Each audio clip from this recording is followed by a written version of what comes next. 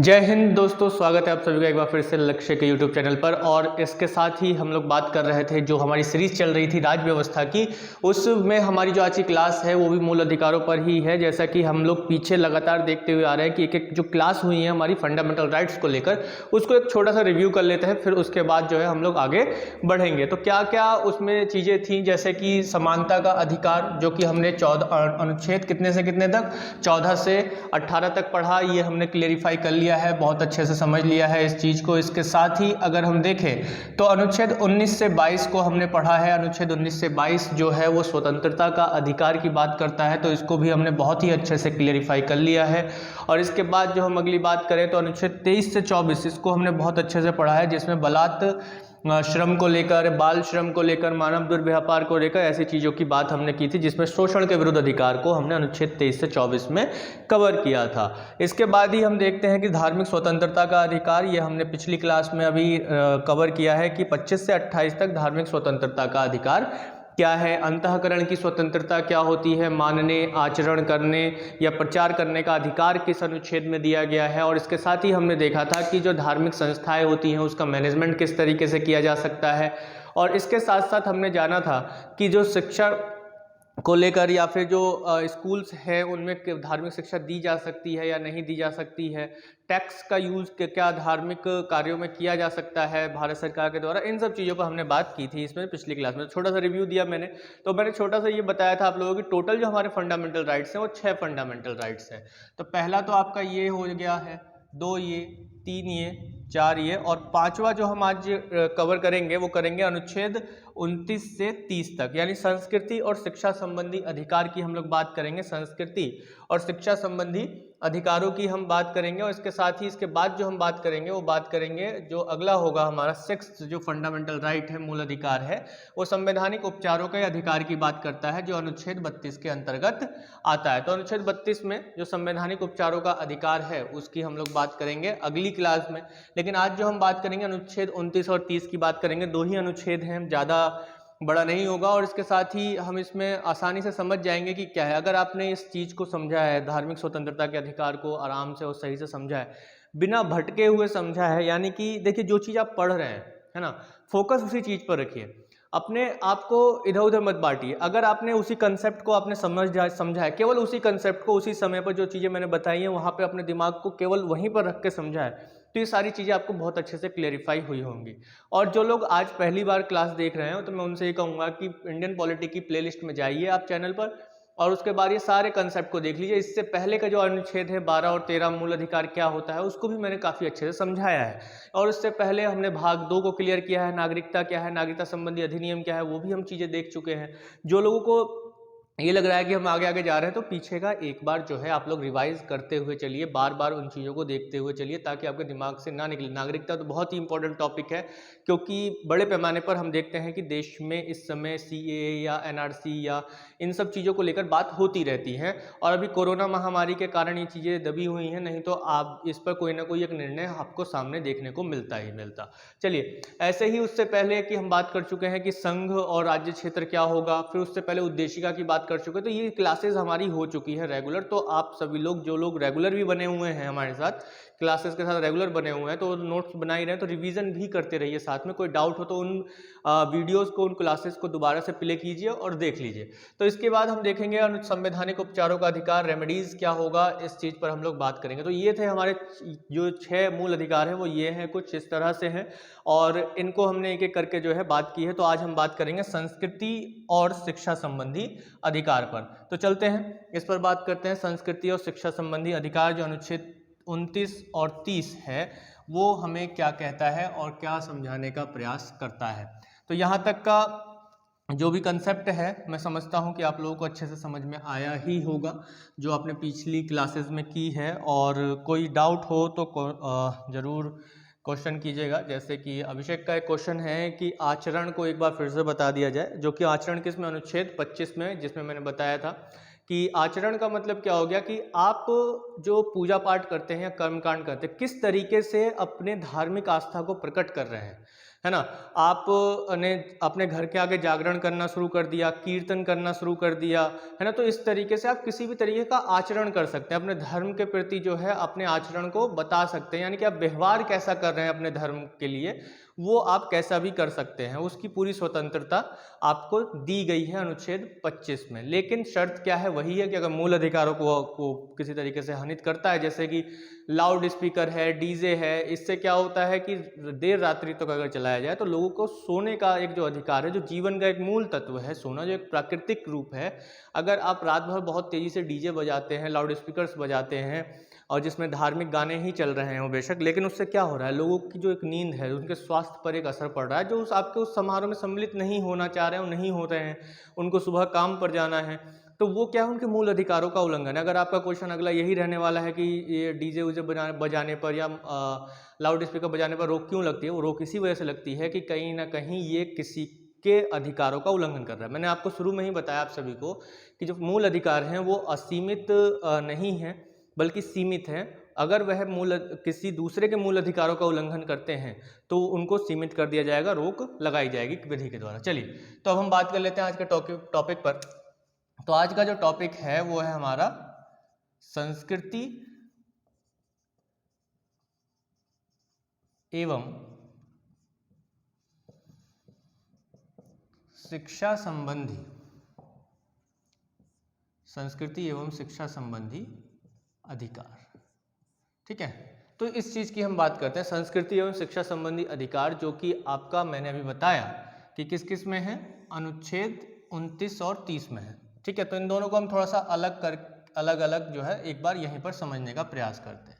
तो पहले बात कर लेते हैं अनुच्छेद 29 की और फिर उसके बाद बात करेंगे जो अनुच्छेद 30 है। स्टेप बाय स्टेप समझ रहे हैं, ठीक है, कोई रॉकेट साइंस नहीं है इसमें, बड़े आराम से समझ जाएंगे। जो अनुच्छेद 29 है ना, पहले अनुच्छेद 29 में क्या कहा गया है, अल्पसंख्यकों के हितों का संरक्षण, अल्पसंख्यकों के हितों का संरक्षण, है ना। प्रोटेक्शन दी गई है किसको, हितों को, यानी जो इंटरेस्ट हैं किसके, अल्पसंख्यकों के, संरक्षण इसमें बताया गया है। इसमें क्या बताया गया, इसमें बताया गया है कि जो अल्पसंख्यक वर्ग हैं, यानी शिक्षा संस्थानों की स्थापना और प्रशासन करने का अल्पसंख्यक वर्गों को अधिकार, शिक्षा संस्थानों की स्थापना एवं प्रशासन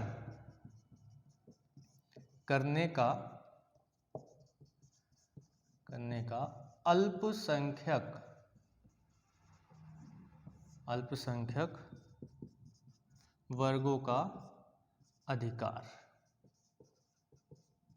ठीक है, तो इस चीज में बताया गया, तो अल्पसंख्यक के हितों का संरक्षण और शिक्षा संस्थानों की स्थापना एवं प्रशासन करने का अल्पसंख्यक वर्गों का अधिकार। तो यहाँ पर देखिए कुछ शब्द हैं, जैसे कि अल्पसंख्यक वर्ग है या अल्पसंख्यक शब्द जो है ये यहाँ पर हम देखते हैं कि दोनों जगह पर आते हैं। और अगर अल्पसंख्यक के हितों का संरक्षण करना है, कैसे हितों की बात की गई है, भाषा, लिपि और संस्कृति।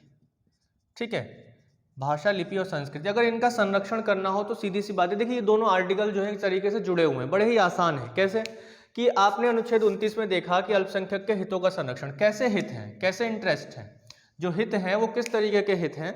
तो यहाँ पे हम देखते हैं जो हित हैं वो किस तरीके के हित हैं, भाषा, लिपि और संस्कृति वाले हित हैं। ठीक है, जो भाषा, लिपि और संस्कृति है उसकी बात यहाँ पर की गई है। तो भाषा, लिपि और संस्कृति की जो बात की गई है तो ये हित हैं किसके, अल्पसंख्यक वर्गों के। तो सीधी सी बात है, अगर हम किसी भी भाषा, लिपि या संस्कृति को कंजर्व करना चाहते हैं, उसका संरक्षण करना चाहते हैं, तो ये लोग क्या करेंगे। अब बहुत ही आसान चीज है कि इनको जो है एक शिक्षण संस्था खोल लेना चाहिए, शिक्षण संस्था। तो जो शिक्षण संस्था है उसका निर्माण कर दिया जाए। तो क्या होगा कि अल्पसंख्यक वर्गों के हितों का संरक्षण हो जाएगा और शिक्षण संस्थान ये। लेकिन अब यहाँ पे बात ये होगी कि अगर कोई अपनी संस्कृति को पढ़ाना चाह रहा है, अपनी संस्कृति को बताना चाह रहा है, अपनी एक भाषा को पढ़ाना चाह रहा है, तो क्या बहुत सारे लोग उसमें एडमिशन लेंगे? एडमिशन नहीं लेंगे, क्योंकि बहुत से लोग ऐसे होंगे जो उसको नहीं पढ़ना चाहते हैं या उस संस्कृति को नहीं समझना चाहते हैं। तो क्या होते हैं कि ऐसे जो इंस्टीट्यूशंस होते हैं वो मुख्यतः कुछ और विषयों के साथ काम कर रहे होते हैं। कुछ और विषय इन द सेंस कि वो बीटेक भी करवा रहे होते हैं, एमबीबीएस भी करवा रहे होते हैं, केवल कोई वो विषय थोड़ी पढ़ने आएगा। तो वहां पर क्या होता है कि ऐसे जो शिक्षण संस्थान है, जो अल्पसंख्यक वर्ग है, वो ऐसे शिक्षण संस्थानों की स्थापना कर सकता है जिसमें कुछ प्रोफेशनल कोर्सेज भी हों और उसके साथ साथ वो अपनी भाषा, लिपि और संस्कृति को एक ऑप्शन के लिए लोगों को दे। वहाँ पे जो स्टूडेंट्स हैं उनको कहे कि आप जो है अपने इस प्रोफेशनल कोर्सेज के साथ साथ आप हमारी भाषा, संस्कृति और लिपि का भी पढ़ाई कर सकते हैं, उसको सीख सकते हैं। तो अगर इंटरेस्टेड होंगे तो वो लोग करेंगे ही करेंगे। तो सीधा सा कंसेप्ट है। 2930 एक दूसरे से थोड़ा इस तरीके से जुड़े हुए हैं कि अगर अल्पसंख्यकों के हितों का संरक्षण की बात करें तो हित कौन से? भाषा, लिपि और संस्कृति वाले हित। और उनको अगर संरक्षित करना हो तो सीधी सी बात है, शिक्षण संस्थानों को खोल दिया जाए जिसमें सिखाया जाए, लोगों को बताया जाए कि भाई ये भाषा ये है, लिपि ये है, संस्कृति ये है। तो शिक्षण संस्थानों की स्थापना यहाँ पर कर दी जाती है। तो एक तरीके से अब यहाँ पर एक शब्द जो मैंने अभी बताया, यहाँ पे दो शब्द यहाँ पे दोनों ही आर्टिकल्स में यूज हो रहे हैं। कौन से? अल्पसंख्यक वाले, है ना। तो ये अल्पसंख्यक शब्द यहाँ पर भी इस्तेमाल हो रहा है, यहाँ पर भी इस्तेमाल हो रहा है। तो बात आती है कि अल्पसंख्यक कौन है ना, कि भाई जो अल्पसंख्यक होते हैं वो कौन होते हैं। अगर हम इसकी बात करें तो यहाँ तक आप लोगों ने लिख लिया होगा, मैं इसको रफ कर देता हूँ, अगर नहीं लिखा है तो स्क्रीनशॉट ले लीजिएगा।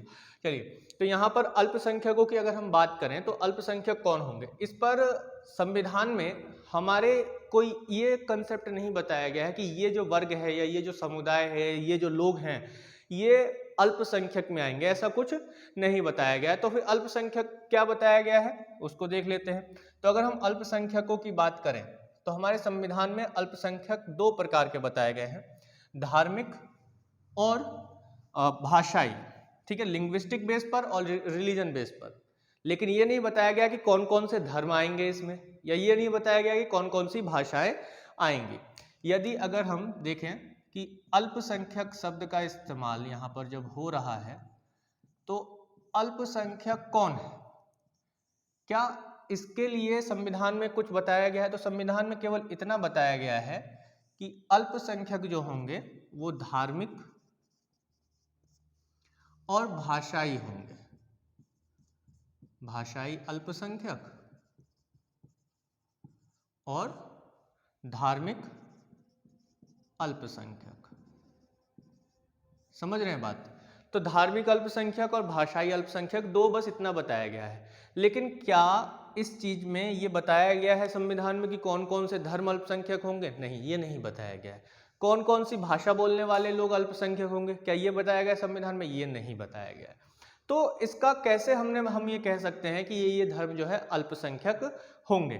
वो हम ऐसे कह सकते हैं कि पार्लियामेंट ने, हमारी जो संसद है, उसने एक कमीशन बनाया, उसने एक अधिनियम पारित किया 1992 में, जिसका नाम क्या है?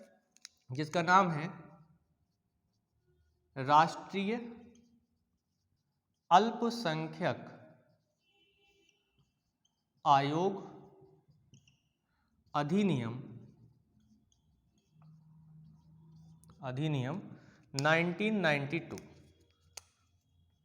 1992। ठीक है, हमारी जो पार्लियामेंट है, संसद है, उसने इस चीज़ को डिफाइन करने के लिए कौन कौन से जो धर्म हैं वो अल्पसंख्यक होंगे, उसके लिए राष्ट्रीय अल्पसंख्यक आयोग अधिनियम 1992 बनाया। इसी के द्वारा जो राष्ट्रीय अल्पसंख्यक आयोग की स्थापना की गई।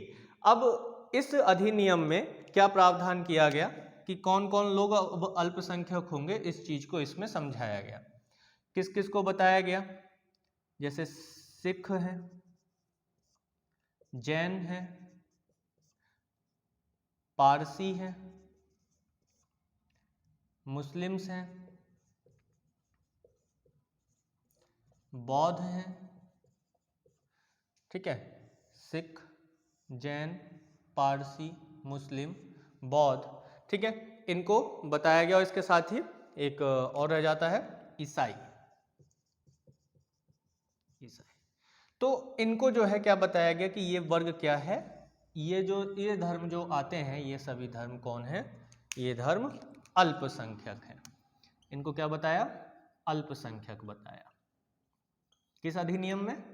राष्ट्रीय अल्पसंख्यक आयोग 1992 के अधिनियम में। और ये अधिनियम कौन बनाता है? जो कानून बनाता है वो कौन बनाता है? हम सभी जानते हैं, जो हमारी संसद है, पार्लियामेंट है, वो कानून बनाती है। तो यहाँ पर जो हमारी पार्लियामेंट है, कानून है, पार्लियामेंट है, हमारी संसद है, विधायिका है, केंद्रीय विधायिका है, उसने ये अधिनियम पारित किया 1992 में। और फिर उसने कहा कि सिख, जैन, पारसी, मुस्लिम, बौद्ध, ईसाई, ये सब कौन होंगे? ये सब जो है अल्पसंख्यक होंगे।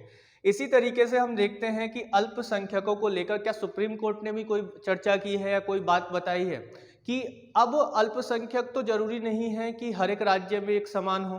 तो यहाँ पर सुप्रीम कोर्ट ने एक केस आया था, TMI pi foundation versus state of Karnataka, 2007 का केस है, जिसमें ये बताया गया था कि जो राज्य के अकॉर्डिंग हम लोग देखेंगे कि किस राज्य में कितने जो है अल्पसंख्यक है। अगर मैं इस चीज़ को रफ कर देता हूँ, इतना मिटा देता हूँ, आप लोगों ने लिख लिया होगा। अगर हम सुप्रीम कोर्ट की बात करें तो सुप्रीम कोर्ट ने धार्मिक अल्पसंख्यकों के निर्धारण के लिए क्या कहा, उस पर हम लोग बात कर लेते हैं।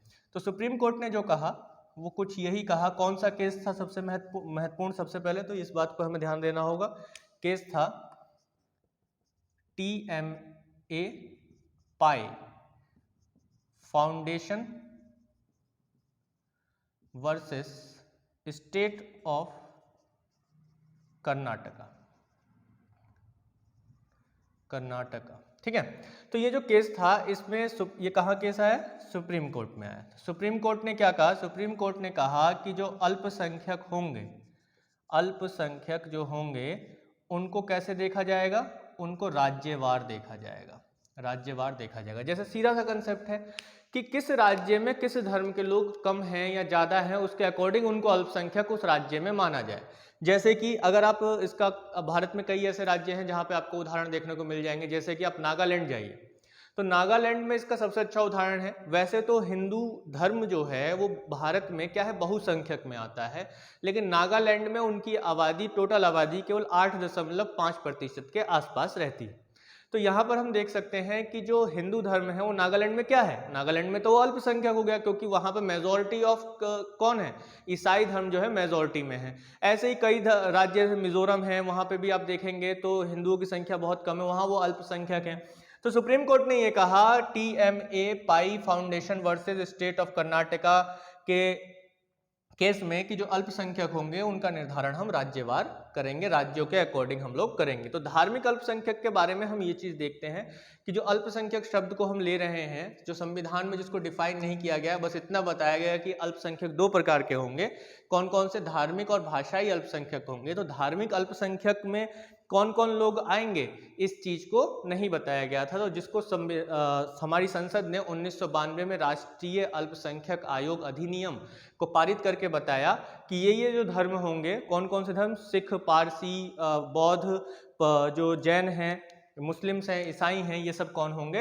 ये सब जो हैं अल्पसंख्यक धर्म होंगे। और इन धर्मों को राज्य के स्तर पर भी देखा जाएगा, जिसको सुप्रीम कोर्ट ने इस तरह से बताया कि राज्य आधार पर कैसे होगा। इसी तरीके से अगर हम देख लें, भाषाई अल्पसंख्यक की बात कर रहे हैं, तो राष्ट्रीय भाषाई अल्पसंख्यक आयोग, एक राष्ट्रीय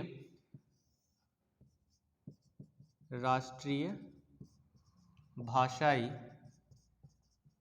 अल्पसंख्यक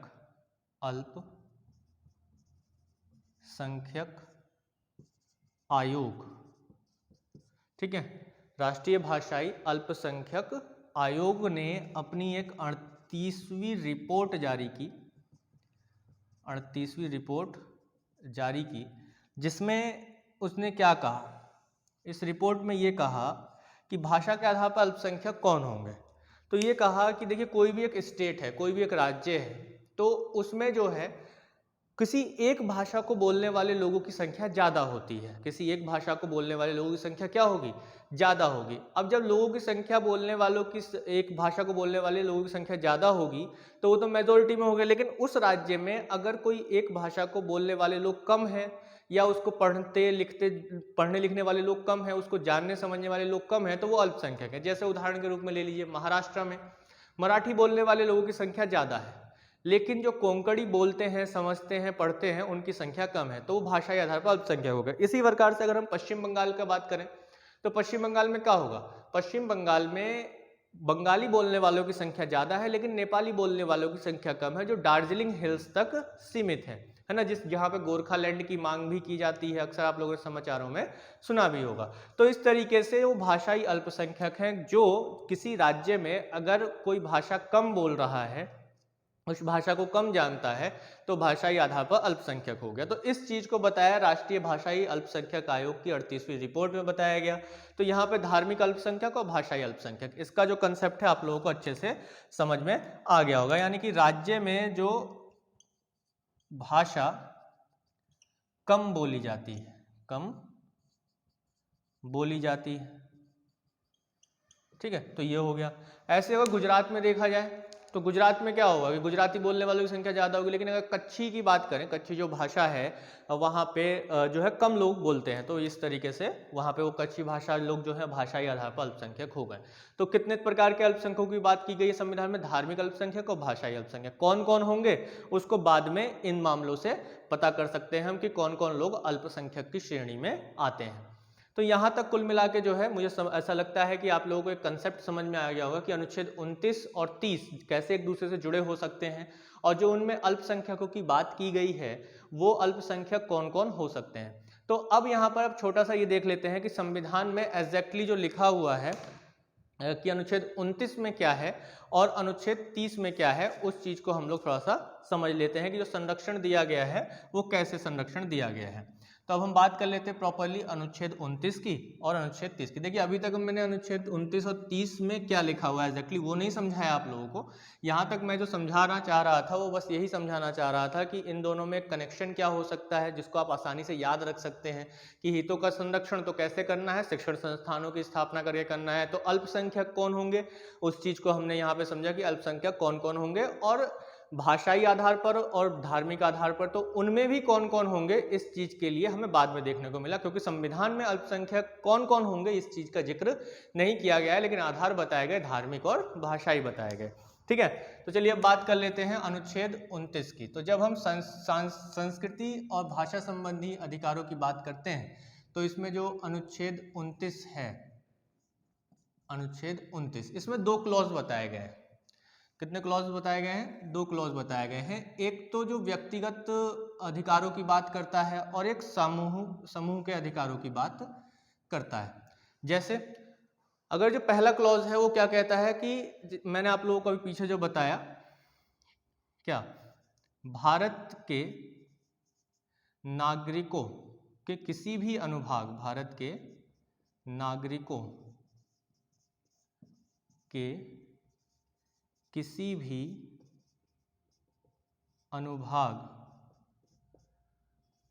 को अपनी भाषा,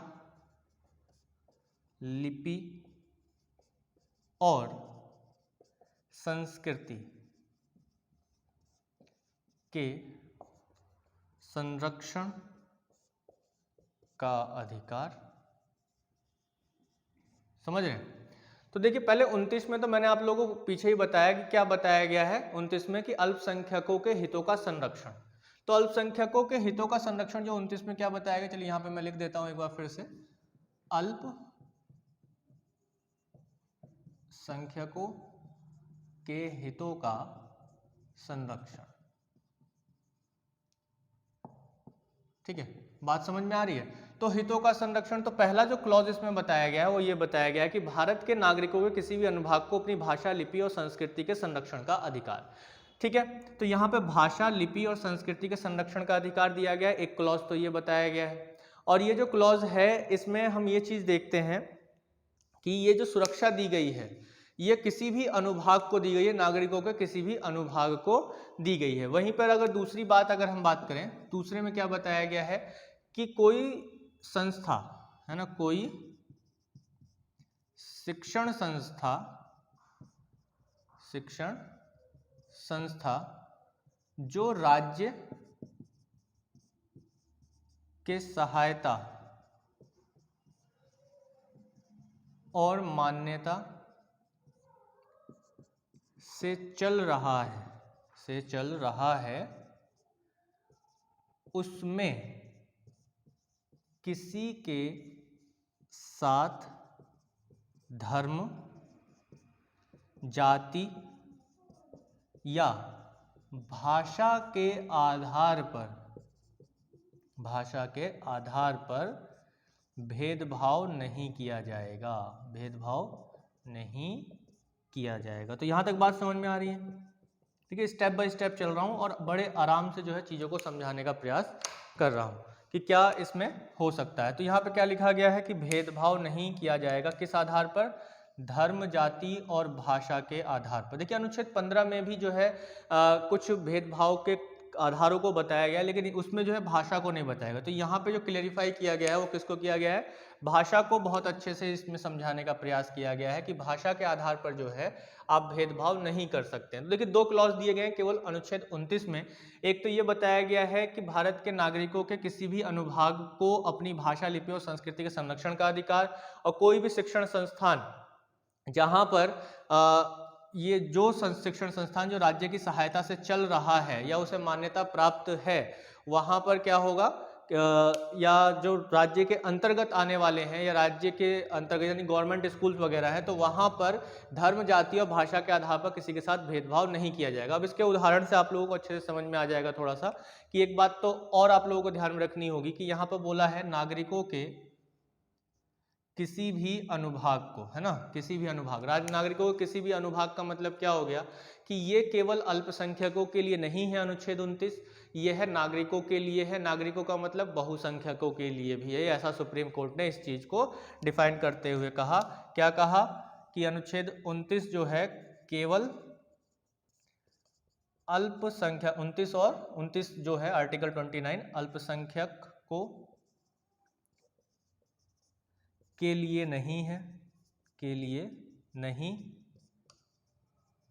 बल्कि बहुसंख्यकों के लिए भी है, क्योंकि जो नागरिकों के किसी भी अनुभाग, जो ये टर्म दिया गया है, इसका मीनिंग सुप्रीम कोर्ट ने क्या कहा, इसकी व्याख्या करते हुए सुप्रीम कोर्ट ने कहा कि ये अल्पसंख्यकों के लिए नहीं है अनुच्छेद 29, केवल ये सभी नागरिकों के लिए है, चाहे वो अल्पसंख्यक हो या बहुसंख्यक हो, चाहे धार्मिक आधार पर अल्पसंख्यक हो या भाषाई आधार पर अल्पसंख्यक हो या फिर बहु अल्पसंख्यक वो किसी भी आधार पर ना हो, उन सभी को अपनी भाषा, लिपि और संस्कृति के संरक्षण का अधिकार प्रदान किया गया। जैसे इसका एक उदाहरण आप ले सकते हैं जल्लीकट्टू। तो जल्लीकट्टू जो खेल है वह मुख्य रूप से हिंदू धर्म के द्वारा खेला जाता है, जो तमिलनाडु में होता है, और उस पर बैन लगाया गया था अभी कुछ समय पहले।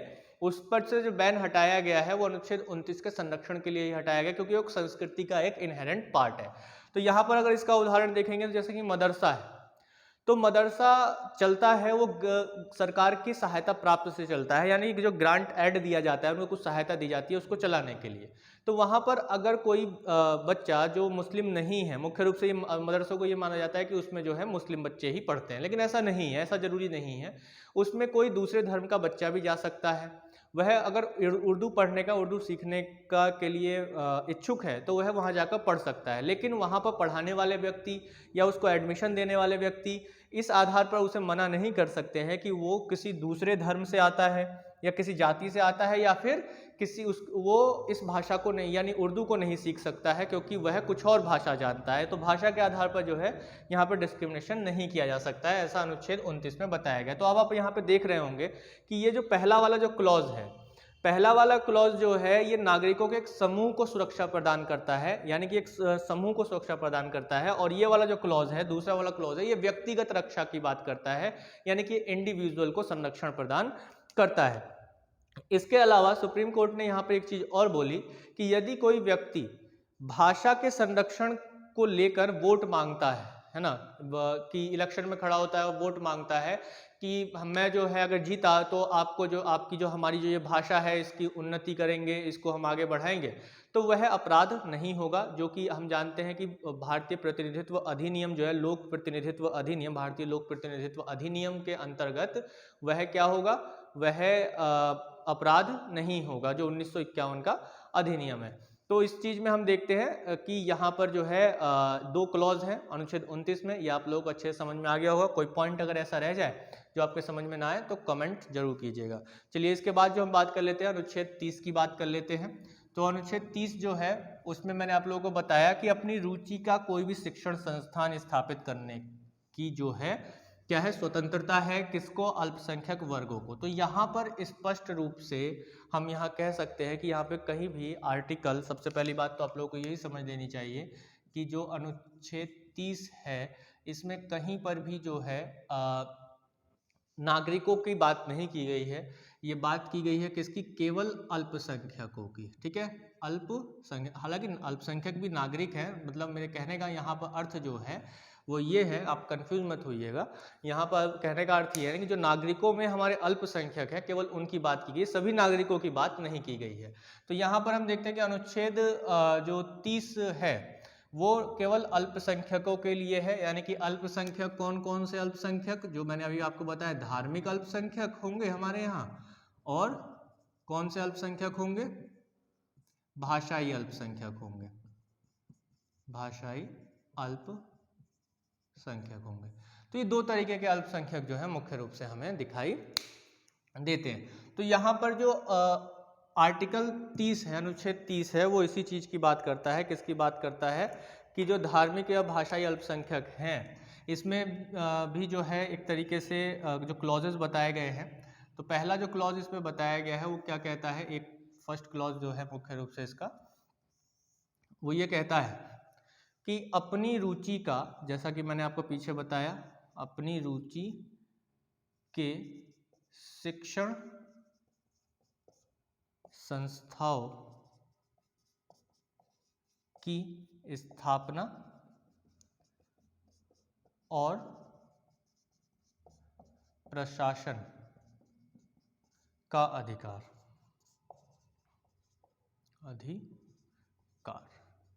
ठीक है, तो एक तो पहला क्लॉज इसमें ये बताता है कि अपनी रुचि के शिक्षण संस्थानों की स्थापना और प्रशासन करने का अधिकार। इसके बाद जो दूसरा क्लॉज है वो बाद में जोड़ा गया था संविधान में। इसको जो जोड़ा गया था वो 44वें संविधान संशोधन के द्वारा, 44वें संशोधन अधिनियम 1978 के द्वारा इसको जोड़ा गया था, 44वें को।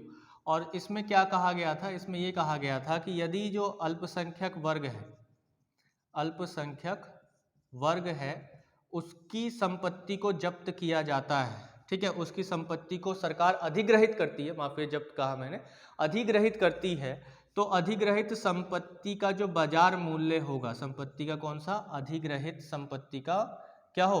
बाजार मूल्य पर क्षतिपूर्ति दी जाएगी, बाजार मूल्य पर क्षतिपूर्ति दी जाएगी। ना कि सरकार जो भी तय कर दे, कुछ भी तय कर दे, उस पर क्षतिपूर्ति नहीं दी जाएगी, उसको कंपनसेशन उस पर नहीं दिया जाएगा। अगर सरकार किसी भी अल्पसंख्यक वर्ग की प्रॉपर्टी को क्या करती है? एक्वायर करती है, अधिग्रहित करती है, तो उस पर जो उसको क्षतिपूर्ति दी जाएगी वो क्षतिपूर्ति जो है केवल जो है वो बाजार मूल्य पर होना चाहिए, ना कि सरकार जो तय करेगी उस पर नहीं होना चाहिए। तो यहाँ पर जो है 44वें संविधान संशोधन द्वारा अल्पसंख्यक वर्गों की प्रॉपर्टी को एक तरीके से सहायता प्रदान की गई। इसके बाद जो हम देखते हैं कि जो तीसरा क्लॉज है वो ये कहता है कि यदि राज्य किसी शिक्षण संस्थान को क्या करता है? सहायता देता है, तो अल्पसंख्यक वर्गों में विभेद नहीं करेगा। ठीक है, राज्य शिक्षण संस्थाओं को समान आर्थिक सहायता प्रदान करेगा, आर्थिक सहायता प्रदान करेगा।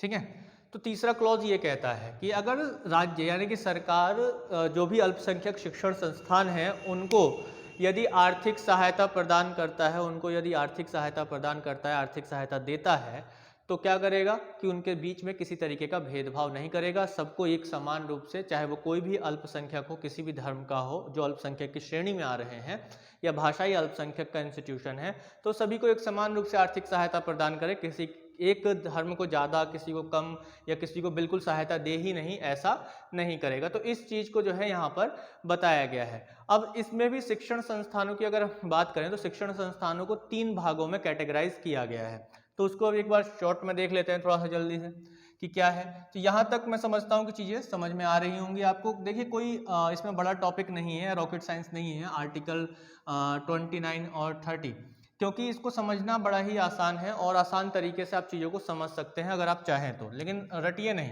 चीज़ें समझिए। तो अगर इसमें जो शिक्षण संस्थानों की बात की गई है तो संविधान में ये बताया गया है कि शिक्षण संस्थाएं जो होंगी वो कौन कौन सी होंगी और उन पर राज्य का क्या कंट्रोल होगा। तो यहाँ पर जो एक शिक्षण संस्थान है, ऐसे शिक्षण संस्था जो राज्य की सहायता से चल रहा है, राज्य की सहायता से चल रहा है और राज्य से मान्यता प्राप्त है, राज्य से मान्यता प्राप्त है। ठीक है, एक शिक्षण संस्था ऐसा है, कैसा, जो राज्य से मान्यता प्राप्त है, राज्य से मान्यता तो मिली है, उसे मान्यता है, लेकिन सहायता प्राप्त नहीं है, सहायता प्राप्त नहीं है। ठीक है, और इसमें जो तीसरा है पॉइंट, तीसरे प्रकार का जो राज्य वो शिक्षण संस्था होगा, क्या, ना तो सहायता प्राप्त है किससे, राज्य से, और ना ही जो है किसी भी प्रकार से मान्यता प्राप्त है, मान्यता प्राप्त है। तो यहाँ पर ये दोनों जो प्रकार के राज्य हैं, ये दोनों जो प्रकार के, माफ कीजिए, ये दोनों प्रकार के जो शिक्षण संस्थान हैं, इनमें जो सिलेबस होगा कि शिक्षा या शिक्षण प्रबंधन जो है, प्रबंधन या एक तरीके से कहा जाए स्टाफ कैसा होगा, टीचर्स किस तरीके के होंगे, उनका जो एक एलिजिबिलिटी होगी वो क्या होगी, क्या पढ़ाया जाएगा, क्या सिलेबस होगा, वो सरकार एक तरीके से निर्धारित करती है। लेकिन इनके मामले में जो है सरकार शिक्षण का प्रबंधन नहीं करेगी, शिक्षण का प्रबंधन नहीं करेगी, बल्कि केवल और केवल इसको जो है विधि द्वारा रेगुलेट करेगी, विधि द्वारा विनियमित, यानी कि एक तरीके से रूल्स एंड रेगुलेशन जो है सरकार तय करती है। जो भी एक शिक्षण संस्थान के रूल्स एंड रेगुलेशंस होंगे उसको फॉलो करना जो है इस प्रकार के शिक्षण संस्थाओं के लिए आवश्यक हो जाता है। तो यहाँ तक हम देखते हैं कि जो अनुच्छेद 29 में जो संस्थाएं बताई गई हैं वो अल्पसंख्यकों का कंसेप्ट आप लोगों का बहुत अच्छे से क्लियर हुआ होगा यहाँ तक, और प्रशासनिक मामलों में वो स्वतंत्र होते हैं, जो मैंने जैसा कि मैंने यहाँ पे बताया। अब यहाँ पर जो भी कंसेप्ट है, जो क्लियरिटी है वो आपके माइंड में आ गई होगी कि अल्पसंख्यक कौन होते हैं, या फिर जो अल्पसंख्यकों के हितों का संरक्षण, किस प्रकार के हितों का संरक्षण, शुरू से लेकर एक बार फिर से रिवाइज कीजिएगा। आपने नोट्स बनाए होंगे तो वीडियो को अंत तक देखने के लिए बहुत बहुत धन्यवाद। आप लोगों को वीडियो अच्छी लगी हो तो लाइक करें और ज़्यादा से ज़्यादा अपने दोस्तों में शेयर करें। जिन लोगों ने अभी तक चैनल सब्सक्राइब नहीं किया है, फर्स्ट टाइम देख रहे हैं, तो वह सब्सक्राइब कर लें और बेल आइकन को प्रेस जरूर करें। बेल आइकन को प्रेस करना ना भूलें ताकि नोटिफिकेशन जो है आप तक सबसे पहले पहुंच सके और आप जुड़ सके लक्ष्य के साथ और बढ़ सके अपने लक्ष्य की ओर। धन्यवाद, जय हिंद।